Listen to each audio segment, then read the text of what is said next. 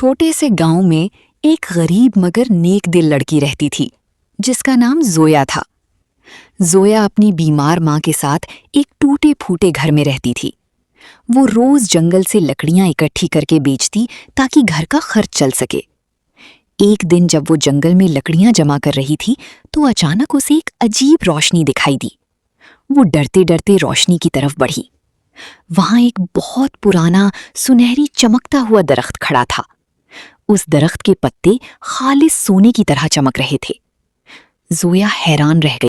फिर फकीर ने जोया को एक छोटा सुनहरी बीज दिया और कहा, इसे अपने घर के सामने लगा दो, मगर याद रखना, इसे लालच से नहीं, मोहब्बत से पानी देना। जोया घर आई और बीज लगा दिया। वो रोज उसे पानी देती और अपनी माँ की दुआ मांगती। कुछ दिनों बाद वहां एक नन्हा सा पौधा उगाया। फिर देखते ही देखते वो एक खूबसूरत दरख्त बन गया। लेकिन हैरत की बात ये थी कि उस पर सोने के फल नहीं बल्कि चमकते हुए शीशे जैसे फल लगे थे। जोया ने एक फल तोड़ा। जैसे ही वो फल जमीन पर गिरा, वो ढेरों सोने के सिक्कों में बदल गया। जोया खुशी से रो पड़ी। उसने फौरन अपनी माँ का इलाज करवाया और गांव के गरीब लोगों की मदद शुरू कर दी।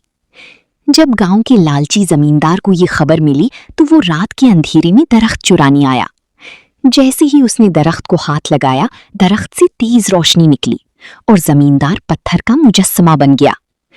अगली सुबह गांव वाले हैरान रह गए। तब वही फकीर दोबारा जाहिर हुआ और बोला, दौलत सिर्फ उसके पास रहती है जो दूसरों का भला करे। लालच हमेशा सजा देता है। जोया की नेकी की वजह से पूरा गांव खुशहाल हो गया और वो सुनहरी दरख्त हमेशा उसके घर के सामने चमकता रहा। सबक: नेकी और सब्र का फल हमेशा सोने से ज्यादा कीमती होता है।